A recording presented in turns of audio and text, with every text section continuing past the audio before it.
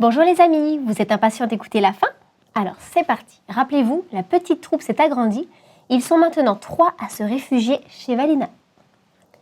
Toute la journée, les 4 amis entendirent le tonnerre des canons. Ils pensaient que leur dernière heure était venue. Enfin, Stanis joua du violon et tous reprirent en chœur de vieux chants de Noël. À mesure que le jour baissait et que la lune montait dans le ciel, la musique ramenait la paix. Ce soir-là, ils prièrent encore ensemble. « Seigneur de mon cœur, dit Valina, je t'en supplie, construis un grand mur si haut que les soldats ne puissent pas voir ma petite maison. Et nous aurons la vie sauve, l'enfant et sa colombe, l'artiste et sa fleur, le vieil homme et son chevreau, et moi-même. J'ai peur qu'il ne soit trop tard, car demain les soldats seront ici et tout sera perdu. » Le calme s'installa. Mais au cœur de la nuit, un petit bruit enveloppa la maison. Valina jeta un coup d'œil au dehors. La neige tombait. Elle atteignait déjà le rebord de la fenêtre. Il neigea toute la nuit de plus en plus fort. Et au petit matin, la maison avec ses habitants avait complètement disparu. Vers midi, de cruels soldats s'approchèrent dans un terrible fracas. Les amis avaient très peur. Les soldats étaient vraiment tout près du chalet. Mais ils passèrent sans le voir, tant la neige la dissimulait au regard. Flynn, Stanis, Camilla et Valina remercièrent Dieu qui les avait sauvés. Les soldats s'en allèrent et la paix revint dans la région.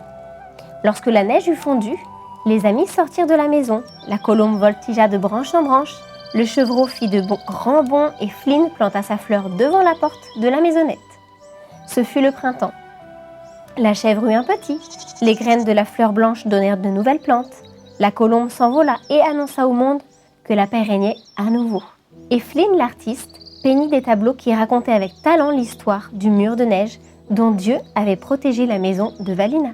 Tout se finit donc bien pour Valina et sa petite troupe. Alors, que vous inspire cette histoire? C'est beau, n'est-ce pas? Dites-moi entre nous. Si vous aviez été à la place de Valina, qu'auriez-vous fait? Moi, personnellement, je crois que mon premier réflexe aurait été de fuir. Quand il y a un danger, notre réflexe est souvent l'instinct de survie, se protéger, préserver sa vie. Valina, non. Son réflexe a été de penser à ceux qui pourraient être seuls, perdus dans la forêt, ceux qui manqueraient de nourriture ou qui auraient besoin éventuellement d'un abri. Nous pouvons facilement transposer cette histoire dans notre société contemporaine. Est-ce que notre premier réflexe est de penser à ceux qui sont seuls, sans attache ou perdus dans un monde un peu trop grand pour qu'ils y trouvent leur place?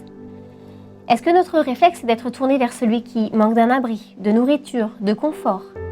Est-ce que notre premier réflexe est d'être tourné tout simplement vers l'autre?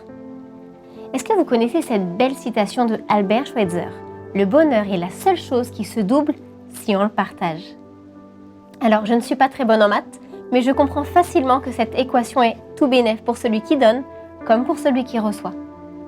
Et si on multipliait aujourd'hui le bonheur que nous avons? Et si on tournait notre regard aussi vers ceux qui n'ont pas autant que nous? Et si cette fois, on visait un double bonheur?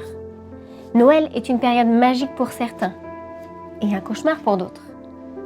Qu'en dites-vous si ensemble on doublait notre bonheur pour transformer le quotidien d'une personne à la fois? Par un sourire, une invitation, une carte, un repas, un cadeau, une attention. Petits et grands, on peut réfléchir ensemble pour être plus créatifs. Les enfants, est-ce que l'idée vous tente?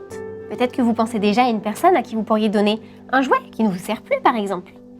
Notre part est de partager et de prendre soin, et on laisse le miraculeux à Dieu qui gère la suite. Si vous avez besoin d'idées, écrivez-moi à l'adresse mail qui se trouve dans la description. Ou bien si vous avez des idées à partager aux autres, inscrivez-les en commentaire sous la vidéo. Nous sommes aujourd'hui près de 8000 personnes à s'être mis en route pour faire de notre priorité l'amour en parole et en action. Et vous? Je vous souhaite beaucoup de bonheur pendant ces fêtes de fin d'année.